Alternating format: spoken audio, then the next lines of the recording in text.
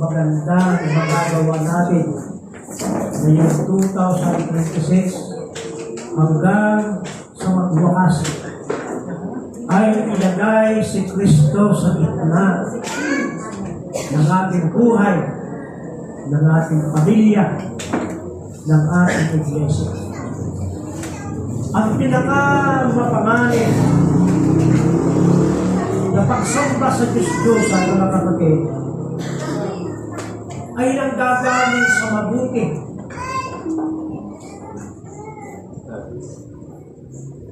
Kagaya ng ating pamilya at iba pang mga relasyon. Ang isa sa pinakamasama nating magagawa ay gawing pangalawa yung number one.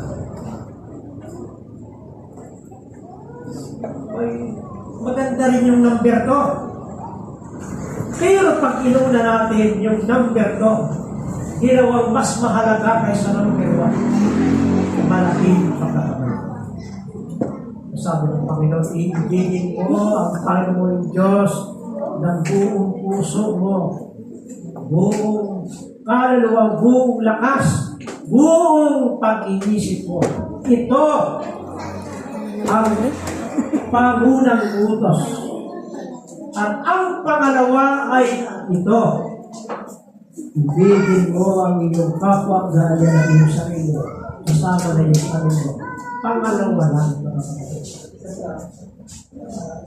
Mayroong tao kapag ka umibig na ay diskarili ang buhay. kapag nag-asawa na isa, sira na yung buhay. Kasi yung minamahal niya at yung asawa yung pamilya, naging number one na. Hindi na pangalawa. Alam niyo, sa mga salita ni Kristo, ang pinaka malupit pakinggan, nakapagtataka, ay kanyang pinaigtas sa pamilya. Sabi sa Lucas 4:25-27, sumama kay Jesus ang napakaraming tao. Kumarap siya sa kanila at kanyang sinabi, hindi ko mo sumama kay Kristo ay okay na. Hindi ko mo sumimba ay ayos na. Hindi ko mo nabinyagan ay ligtas na. Kumarap siya sa karamihan.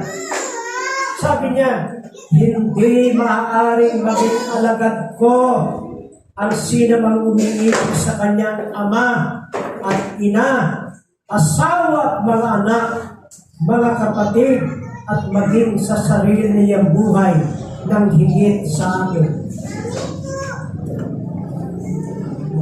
Mga kapatid, kapag naging number one na sa ating buhay, ang ating ama at ina, hindi maganda ang ating katayuan. Ang asawa at mga anak at mga kapatid, hindi maganda ang ating katayuan. Kapag naging number one na yung ating sarili, hindi na maganda yung ating katayuan. Yung mga bagay na yan ay makahalaga, pero dapat number 2 lang yan. Ay ano ang solusyon? Ang hindi magpasa ng kanyang sariling cross at sumunod sa akin ay hindi maaaring maging alagad ko. Para palagay-ibig mo, Panginoon, ng number 1 ay papasalin ko yung iyong sariling cross. Susunod ka kay Kristo nagpapasa ng cross, dala-dala mo din yung iyong cross. Kung paano si Kristo'y mamamatay sa cross, mamamatay ka rin sa pasan mong cross. Sabi ni Pablo, ako'y napako sa cross na kasama ni Kristo. Kasi pag ikaw ay napako sa cross na kasama ni pastor, kasama ni sistas, hindi rin maganda yung mga kapatid. Kung ikaw ay ipapako sa cross, dapat ay kasama mo si Kristo na pako sa cross. Alam ito ng mga tagapakinig ni Kristo kung panahon ko, na hindi katuwaan ang magpasa ng cross. Hindi ito yung ito ay panatay na tayo yung magpasa daw ng ating cross, hindi kaligayahan yan. Dahil ito lang ang hulugan ng kamatayan. Nung panahon yun, yung taong may pasa ng cross, hindi na yun babalik na buhay sa kanyang barangay. Hindi na babalik na buhay sa kanyang bahay. Yun ay kamatayan na ng sarili.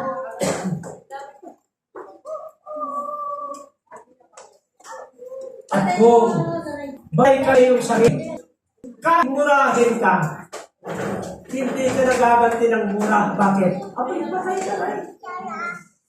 Pag binura kayo, gagantihan mo na, abay, buhay pa. Buhay pa. Nakakapagmura kayo. Kapag nilait ay nanglalait din, buhay pa. Buhay pa, makakapatid. Sabi ni Pastor Manuel kay Pastor Roberta, Guillermo, kung gusto mo manatili sa gawain at sa pananampalataya, pag-aralan mo, magkisap-kisap at makuya-kuya. Huwag kang magaganti, huwag kang makarelax.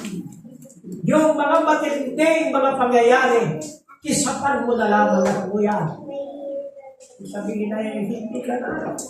Huwag mo nang patulan. Ba't mga pinapatulan mo?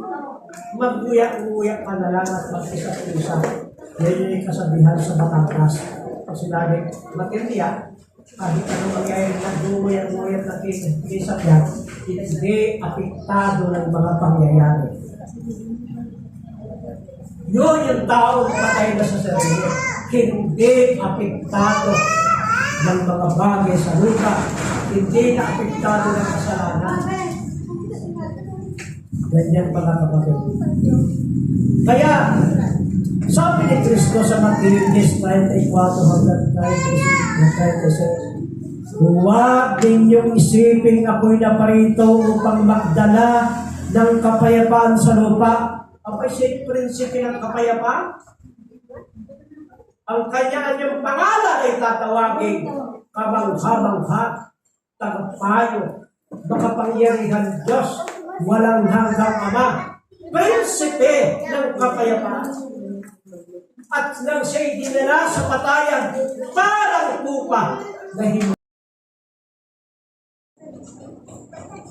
At pagdating niya sa ating buhay, pagdating niya sa ating pamilya, sa ating iglesia, lalo na sa ating pamilya, hindi kapayapaan ang kanyang dala. Mga kapatid, baka yung maliit na bata na kanungkalan natin ay ginagawa natin ng perwan sa ating buhay. Baka yung kanungkalan ay pagpunta tayo sa buhay na ibibigay ng perwan na yan. Sabi nung panayon na niyang batang yan ay ganyan, laging makati ang ulo. Baka tutubuhan ang suman. Ay makati ang ulo. Sa banal na kasulatan ay yung hayop na sampu ang sungal. Pag yung ating mga anak ay naging nagberwat, baka 17 ang sungal niya sa dating araw, lampas sa sungal na wala nakalagay sa Biblia. Baka sila na nagberwat. Ang demand ni Jesus Christ, hindi asawa mong nagberwat, hindi anak, hindi bianan, hindi manuga.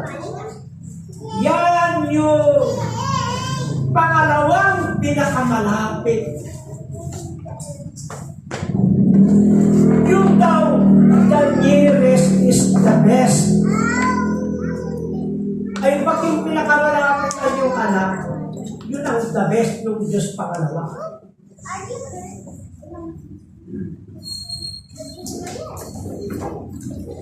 Kaya lang sabi ng Panginoon, magkakagulo pag ako'y dumating. Anong epekto pag siya'y dumating? Sabi niya, sapagkat ako'y naparito upang pag-awayin ang lalaki laban sa kanyang ama. Siyempre yung anak ay ba? Lalaban sa magulang. At ang anak na babae laban sa kanyang ina. Ay dapat ninyo magkatandem ang pag-aaway. At ang manugang na babae laban sa kanyang biyan ng babae. Kung sino yung sampit, yung napadagdag, abay mga away. Mga away ay napadagdag lang sa nila. Ikay napadagdag lang nung ikay wala ka. Nung hindi ka pa nasampit sa pamilyang ito, kami masaya. Ay may pagulo na gawa mo. Anong epekto yun? At ang magiging kaaway ng tao ay ang kanya ring sariling kasambahan. Kapag sa pamilya ay may nag-aaway na, si Kristo ay dumating na. Dahil yung inaakalang nakapokus sa kanya, yung siya laging napapansin ay maghili na natin. Maggugulo sapagkat dati ay siya ang number 1. Dati yung asawa niya ay si Andres. Dati ay may Andres at may Andresa. Yung ba yun ay ba? May Kristo na. Na mataas ang hinihiling. Sabi niya, ako ang dapat iibigin ng buong puso, buong kaluluwa, buong pag-iisip, at ang buong lakas. Hindi ito pwede sa iba.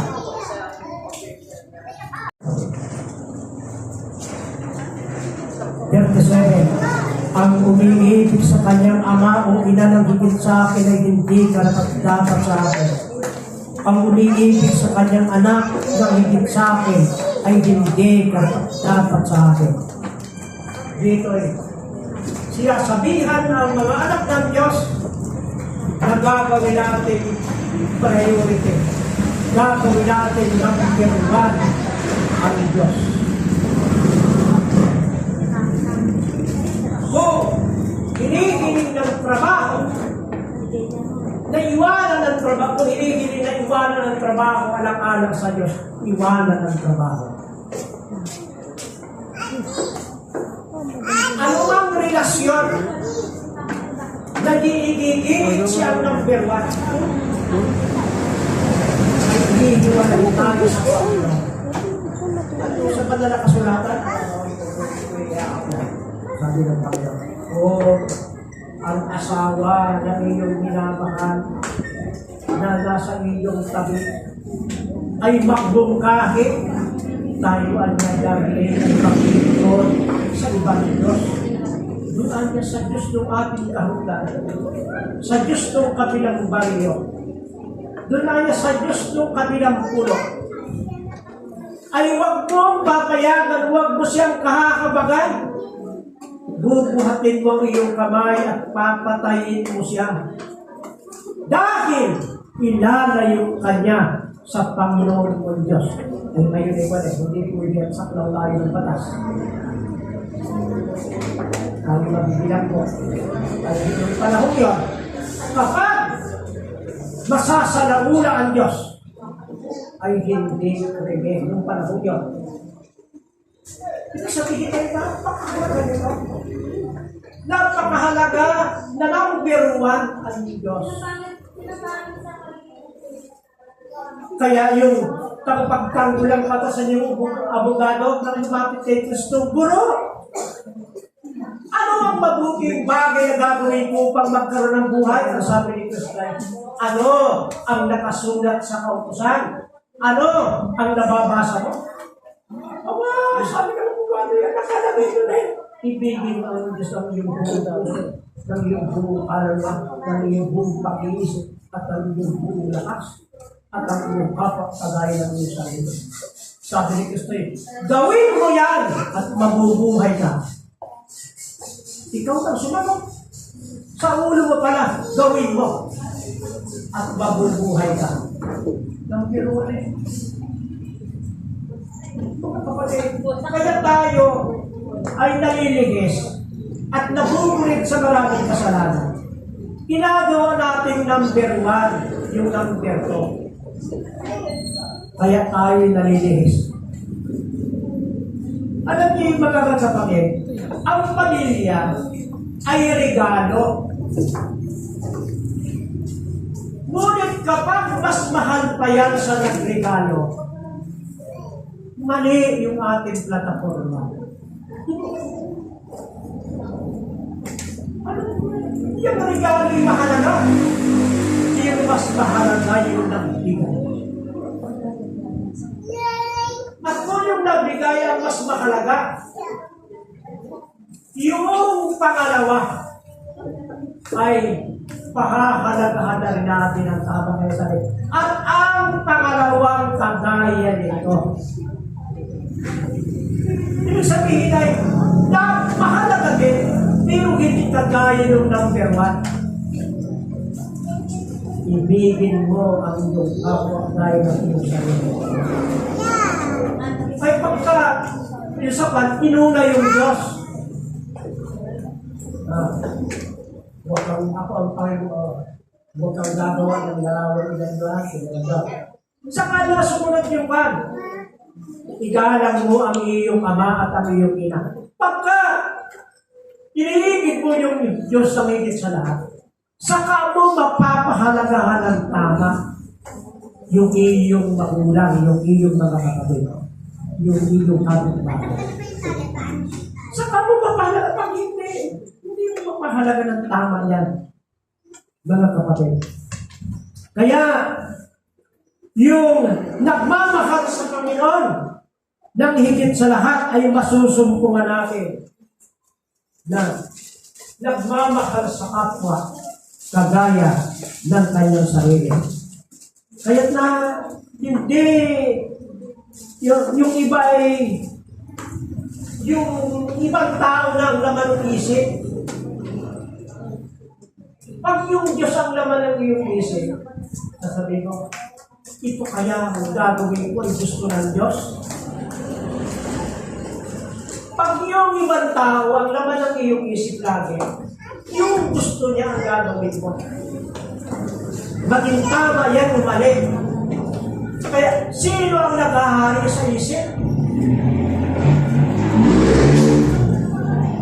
At mga kapatid, sa pag-aaral ay yung neurons, yun ay cell sa isip, ay nasumpuman na may neurons din sa puso at sa bituka.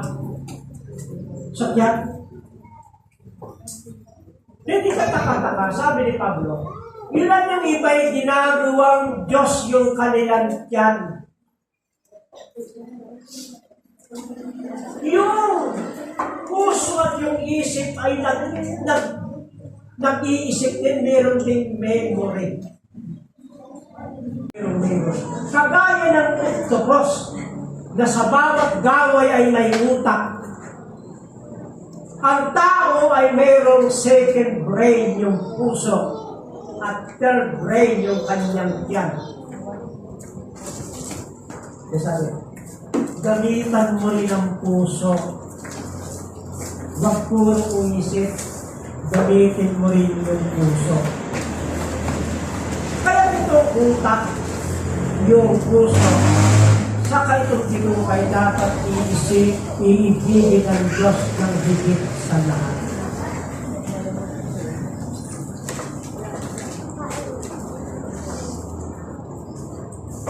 At isang araw, doon sa Russia, mayroong German painter na si Adolf Menzel. Siya ay gagawa ng obra maestra. Pero hindi natapos. Isa sa gallery ay may picture na hindi tapos.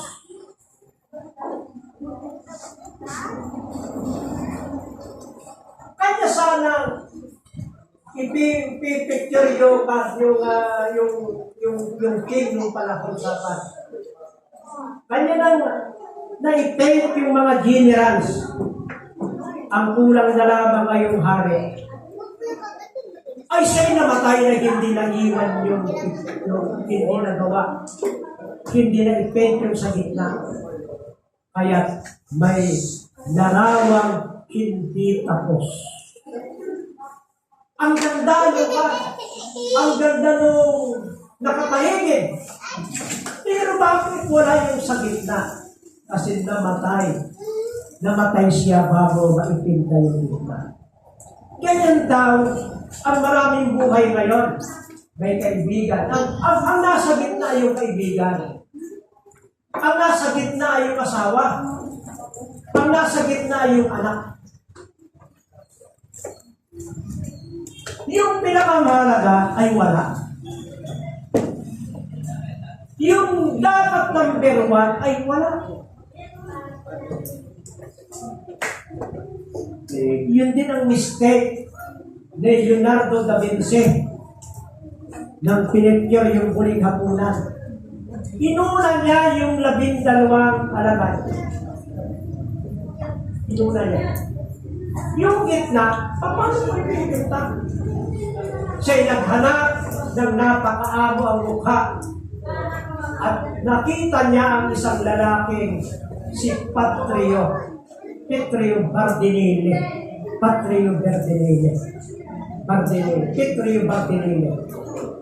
dinala niya sa kanyang studio at kanyang ipinita ang mukha ni Patrio Bertinelli.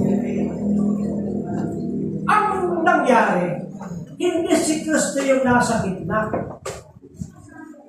Inahingin tulad kay Kristo. Parang si Kristo. At kung ito'y ating pinipinta, may kalendaryo tayo nakasabit sa dingding na yung picture ni Jesus Christ, hindi totoo. Parang si Kristo. Yun din ang nangyayari sa pagbuhay. Hindi original yung ating Kristo. Kahawig lang ni Kristo. Mayroon lamang katangian ni Kristo, pero hindi talagang si Kristo. Baka yung naging Kristo natin ay yung tatay, yung nanay, yung anak. Dahil siya ang laging nasusunod ng higit sa lahat. At ito ang pangalan. Yung number 2 na yun, na naging number 1, yan ang magdidikta ng ating buhay. Hindi maganda ang gagawin niya sa ating buhay. Ililigaw tayo. Ililihis tayo sa landas ng buhay.